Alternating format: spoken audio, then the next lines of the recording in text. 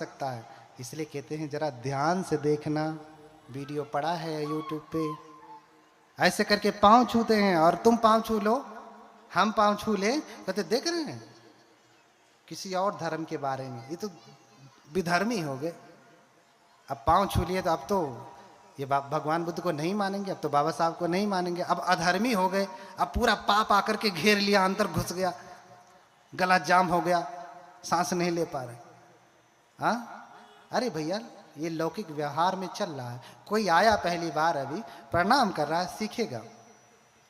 हाँ, सीखेगा, उसको कमेंट कर देंगे। लेकिन हमारे धर्म में प्रणाम करने का क्या विधान है? क्या ऐसे हाथ जोड़ करके प्रणाम करने का विधान है? बताए कोई, किस ग्रंथ में लिखा है? ऐसे हाथ जोड़ करके आप भिक्षुओं को भी प्रणाम कर लेते हैं, भंते वंदामी, या दूर से भंते वंदामी ऐसे कर लेते हैं। क्या ऐसा विधान है बौद्ध धर्म में? है क्या? बताओ ना किस ग्रंथ में लिखा है। मैं भी तो जानना चाहता हूं कि मुझसे कौन सा ग्रंथ छूट गया जिसमें तुम पढ़ के आए हो ऐसे कर लेते हो, मैं नहीं समझ पाता। हाँ, कौन से ग्रंथ में ऐसा? ऐसे किसी ग्रंथ में नहीं है भिक्षुओं को, बुद्धों को प्रणाम करने का नियम। समझ रहे ना? आप आपस में भले करें नमो बुद्धाय, जय भीम नमो बुद्धाय, लेकिन भिक्षु को जिसकी आप शरण जाते हैं, संगम शरणम गच्छामि, उसको आप ऐसे करते हो और अपने आप को बुद्ध कहते बैठते हो। हाँ, अपने आप को बुद्ध कहते हो, ऐसे प्रणाम करते हो। हाँ, ऐसा प्रणाम का विधान नहीं है। पंचांग प्रणाम का विधान है, साष्टांग प्रणाम का विधान है, त्रिवार वंदन का विधान है। अभी हमने क्या किया? पंचांग प्रणाम किया। यहां बहुत सारे लोग आए होंगे, उन्होंने त्रिवार वंदन किया होगा, पंचांग प्रणाम तो कोई नहीं किया होगा। साष्टांग की तो बात ही छोड़ दीजिए। तिब्बती लामा को देखिए, वो हमेशा साष्टांग वंदन करते हैं, साष्टांग वंदन करते हैं हर दिन 500, हाँ 500 बार, नहीं तो कम से कम 108 बार तो करते हैं। बोध गया में जाके देखिए, अभी त्रिपिटक का कालचक्र जब पूजा आएगी या त्रिपिटक संगायन का आएगा जब समय, भीड़ लगे रहेगी, उनके अपने अपने बने हुए वहीं प्रणाम करते हैं हर दिन। तो भैया तुम ऐसे प्रणाम करने का विरोध करते हो तो क्या तुम त्रिवार वंदन करते हो जब जब मिलते हो? तो उससे पूछना चाहिए, प्रश्न आपसे करना। जो ऐसे करने पे बड़ी आपत्ति करता है तो उससे कहना कि तुम बताओ कि ऐसा करने का विधान कहाँ है, कौन से ग्रंथ में है त्रिपिटक के, या कौन से देश में ऐसा है, कौन से बौद्ध धर्म में ऐसे करके प्रणाम करते हैं? चीन में, जापान में, ताइवान में, कोरिया में, श्रीलंका में, म्यांमार में, थाईलैंड में, बताइए कौन से देश में करते हैं? पूछना उनसे। हाँ, इसलिए भगवान को त्रिवार वंदन किया जाता है। अरे तू हाथ को क्या सीने से लगाता है? अपना माथा पटक, जिसमें अहंकार रहता है। जब तक अहंकार नहीं छूटेगा तब तक तू बुद्ध बनेगा कभी, इसलिए तू पटक माथा, ऐसा भगवान कहते हैं। उस अहंकार के सर को जो झुकना, बहुत सारे लोग हैं तो उनको मंच बोलने के लिए नहीं मिलता तो भी नहीं आते हैं, क्योंकि यहाँ तो बनते प्रदेश अकेले बोलेंगे। भैया हम सुनेंगे, तुम धर्म तो सुनाओ, हम तो सुनना चाहते हैं, हम धर्म के प्यासे हैं। तुम सुनाओ तो त्रिपिटक से धर्म, हम क्यों नहीं सुनेंगे? तुम सुनाओ तो सही। तुम दूसरे धर्मों को गाली दोगे तो हम क्यों सुने? हम तो बाबा साहब के अनुयायी हैं। बाबा साहब का संविधान में ये नियम नहीं देता कि हम किसी के धर्म की निंदा या आलोचना करें, और वही भीम वाले क्या करते हैं? दूसरे धर्मों की निंदा आलोचना करते हैं। भैया तुम अपनी कहो, अपनी दुकान खोले हो तो अपनी दुकान की प्रशंसा करो, पड़ोसी के चक्कर में क्यों पड़े हो? तो कि उसकी दुकान में डालडा मिला है, सड़ा हुआ तेल है, बासी है, महीने भर से छानता है, उसका समोसा बुरा है, खाओगे पेट खराब। तुम क्या इससे हो? तुम्हें क्या लेना देना? तुम अपने दुकान की कहो कि ताजे ताजे तेल में बनाया है, घी डाला है, हाँ शुद्ध दूध डाला है, बढ़िया खोआ है, कहो ना। तुम्हारे पास कमी है कहने के लिए, लेकिन तुम्हारे पास तो है ही नहीं। तुम्हारी दुकान में एक को मिठाई, तो दूसरे की मिठाई देख करके तुम्हें जलन होती है। तुम्हारी दुकान में मिठाई है ही नहीं तो दूसरे की मिठाई देख करके जलन होती है।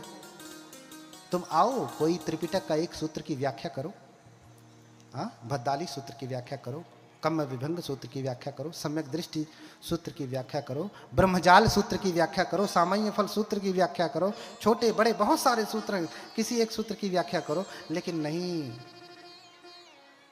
इन्होंने तो त्रिपिटक देखा भी नहीं होगा, व्याख्या क्या करेंगे? ये खाली झगड़ा करेंगे। इसलिए मैं बार बार यही कह रहा हूं कि उनकी बुद्धि खुले, जाने कि भगवान बुद्ध करुणा का, मैत्री का, शांति का धर्म है, और तुम उन्हें क्रांति वाला बना दिए हो, ठीक विरोधी बना दिए हो। भगवान बुद्ध की मूर्ति लगा करके दूसरों को गाली दोगे तो किसी को अच्छा लगेगा? अपने बेटे को तुम कह दो ये बड़ा बदमाश है, अगले दिन से देखना, हाँ पापा मुझे बदमाश कहते हैं।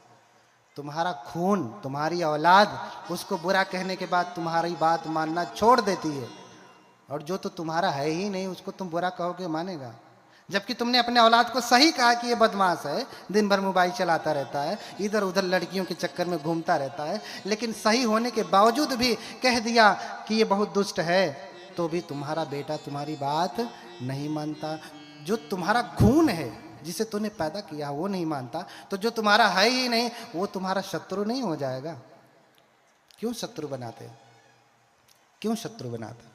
शत्रु मत बनाइए, करुणा मैत्री लोगों में फैलाइए। जिसे बुद्ध को जानना है जानेगा, नहीं जानना है तो नहीं जानेगा। आप तो मान रहे हैं ना, ये पर्याप्त है।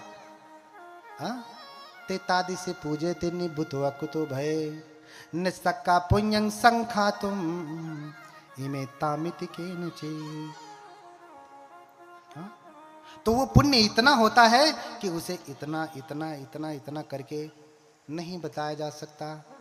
इमे तामिति के नची, वो जो पुण्य आप पूजा करके, बुद्धों की, अरहतों की, श्रावकों की पूजा करके आप जो पुण्य अर्जन करते हैं ना, वो पुण्य इतना इतना इतना करके नहीं बताया जा सकता। बहुत पुण्य है। क्यों? क्योंकि अपमयो बुद्धस्य गुणम, बुद्ध का गुण असीमित है।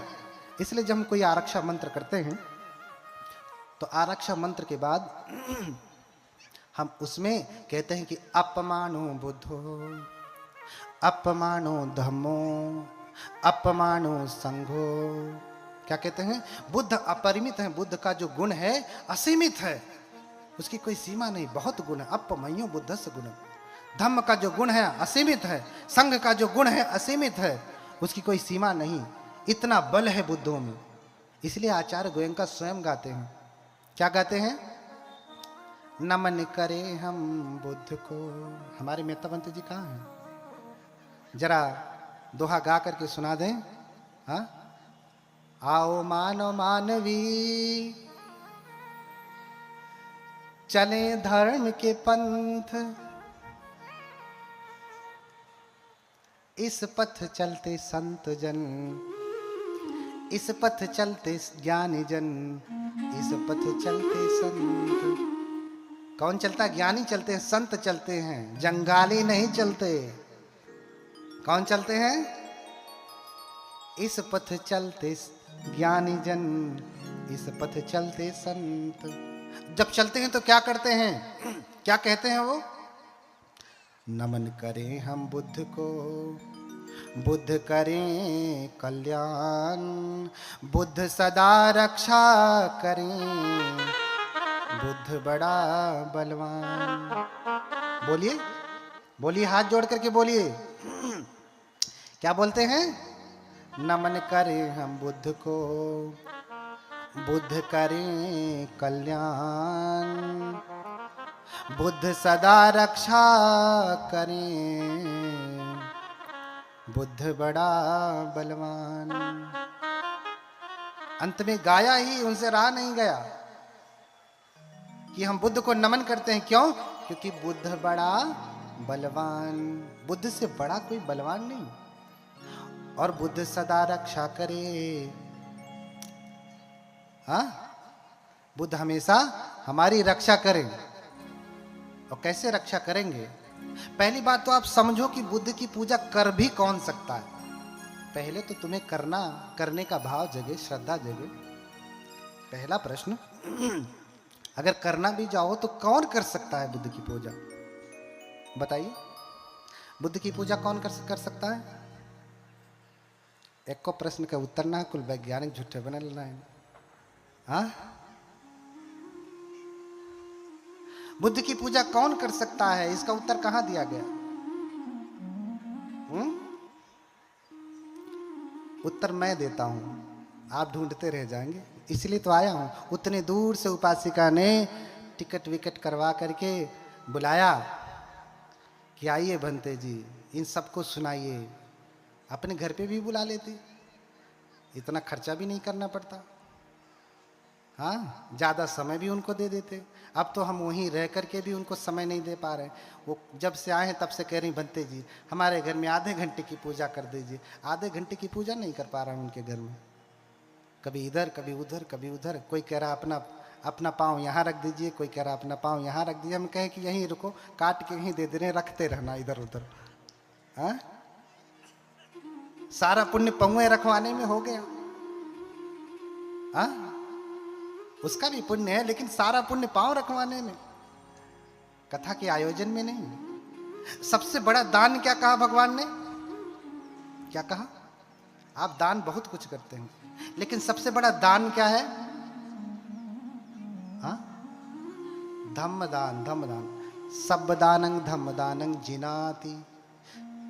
धर्म का दान सबसे बड़ा दान है इस धरती पे। कपड़ा भी फट जाता है, भोजन भी पच जाता है, हाँ, वाहन भी पुराना हो जाता है, चीवर भी फट जाता है, जो कुछ भी आप देते हैं नष्ट हो जाता है। हाँ, जीरन्ति वे राजरथा सुचिता अथो शरीरम पिजरम उपेति सतंच धम्मो न जरंग उपेति संतो हवे सभिंग पवेदयन्ति। क्या कहा? बुद्ध के भिक्षुओं को संत भी कहा जाता है। संत, संत आप जानते हैं ना, संत रैदास, संत कबीर, ये सब वज्रयान से ही पैदा हुए हैं। व्याख्या करने का समय नहीं है, मजबूरी है, मैं चाह के भी नहीं कर पा रहा हूँ। बहुत बातें हैं, कैसे उत्पन्न हुए हैं, एक एक बातें बहुत गहरी हैं। बस इतना समझें, संतो हवे सभिंग पवेदयन्ति। ये दंपत की गाथा है, कबीर के बीजक से नहीं लिया गया है, साखे शब्द रमैनी से नहीं लिया गया। ये कबीर से पहले का वचन है, संतो हवे सभिंग पवेदयन्ति। हाँ, क्या? जीरन्ति वे राजरथा सुचिता। अरे राजा का सुचित्रित रथ भी, सुंदर रथ भी पुराना हो जाता है, नष्ट हो जाता है। अथो शरीरम पिजरम उपेति। शरीर भी पुराना होकर के नष्ट हो जाता है। सतंच धम्मो न जरम उपेति। लेकिन क्या पुराना नहीं होता? पुराना क्या नहीं होता? क्या नष्ट नहीं होता? तो बुद्ध ने कहा भिक्षुओं को संत कहा जाता है। इतना ही नहीं, जितने भी बुद्ध हुए हैं उनको भी क्या कहा जाता है? संत कहा जाता है, संत। सतंच धम्मो न जरम उपेति। संतों का धर्म कभी भी बूढ़ा नहीं होता, बूढ़ा पुराना नहीं होता, कभी नष्ट नहीं होता। संतो हवे सब भिंग पवे। जितने भी बुद्ध हैं ये कहते आ रहे हैं हमेशा से, जितने भी बुद्ध हैं होने वाले और जितने होंगे वो सब कहते आए हैं। हम भी वंदना में कहते हैं ना, ये च बुद्धा अतीता च ये च बुद्धा अनागता। पच्चू पढ़ना चाहिए बुद्धा, जो भूतकाल में थे, जो वर्तमान काल में जो है, भविष्य काल में होंगे, जो वर्तमान में है। अहं वंदामि सबदा। मैं हमेशा उनकी वंदना करता हूँ, वंदना है ना। तो तीनों कालों में बुद्ध हमेशा रहते हैं। क्यों? क्योंकि ये धरती कभी अरहतों से खाली नहीं होती। असुन्यो लोके अरहंते ही। यह धरती कभी भी अरहतों से खाली नहीं होती। पर स्त्री भवति परधनेन स्पृहा यस्य पुंसो मिथ्यावादी सहयस्यान्न पिबति मदिराम पाणिनो यो न हन्यात्। हाँ, पूजा कौन कर सकता है? हाँ, माते वासीत पर स्त्री भवती। जो दूसरे की स्त्री को माँ के समान समझता है, माँ के समान, उसकी अपनी स्त्री ही स्त्री है, उसके लिए पत्नी है। दूसरी कोई सुंदर स्त्री दिख जाए तो वो उसे पत्नी के भाव से नहीं देखता है। किस भाव से देखता है? माँ के भाव से देखता है। परधनेन स्पृहा यस्य। दूसरे के धन में जिसकी कोई स्पृहा नहीं, उसको चोरने की, लूटने की या प्राप्त करने की कोई कामना नहीं करता। परधनेन स्पृहा यस्य पुंसो मिथ्यावादी। और जो पुरुष है वो मिथ्यावादी नहीं है, सत्य बोलने वाला है। सत्य क्या करने वाला? क्या करने वाला? सत्य बोलने वाला। सहयस्यान्न पिबति मदिराम। देखो तुम्हें बुद्ध की पूजा करनी है तो कितनी तैयारी करनी पड़ती है। कौन बुद्ध की पूजा कर सकता है? और जो ये लोग आजकल के वैज्ञानिक नहीं कर रहे हैं तो नहीं है करें, मैं तो कहता हूं, क्योंकि ये कर भी नहीं पाएंगे। हाँ, एक बार मैं वहां पे था सारनाथ में, पहले जहां पे मंदिर में रहता था, पहले वाले में एक उपासक जी आए, नाम नहीं लेना चाहता हूं, लेकिन मुझे लगता है कि आगे बैठा हुआ वर्ग उन्हें जानता है। बहुत प्रसिद्ध उपासक है, उनका बड़ा संघ है। उन्होंने कहा कि भंते जी 5वां सील हटा नहीं दिया जाए? सुरा मेरे, शराब पीना ये तो शाकाहारी भी है, अंगूर से बनता है, महुआ से बनता है, इसे हटा ना दिया जाए? हाँ, बोलिए भगवान बुद्ध की। बुद्ध क्या कहते हैं? पियत शराब जमावत जुआ, जियत न जाने हूं मुआ। कोई शराब पीता है, जुआ खेलता, तो उसको जिंदा मत समझिएगा, मरा हुआ है। उसे तो सुगंध दुर्गंध का पता भी नहीं चलता, अच्छे बुरे का पता भी नहीं चलता।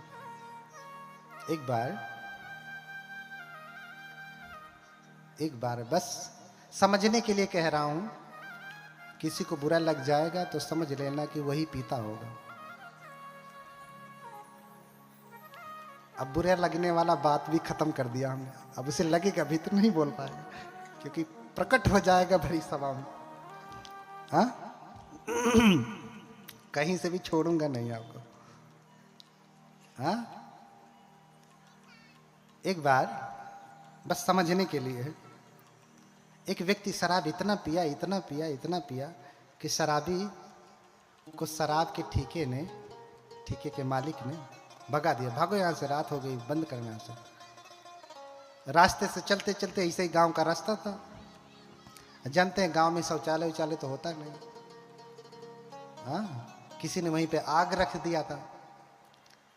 शाम को लोग डब्बा लेके जाते हैं, आग रख के चले आते हैं, है ना? अरे आग से जलने के बाद आदमी उतना नहीं छटकता जितना उस पे पैर पड़ जाने के बाद छटकता।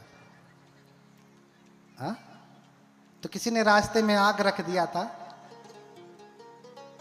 और रास्ते में पियक्कड़ अपना घूमते आ रहा है, पैर पड़ गया उसी के ऊपर, और थोड़ी थोड़ी खुशबू उसको आने लगी।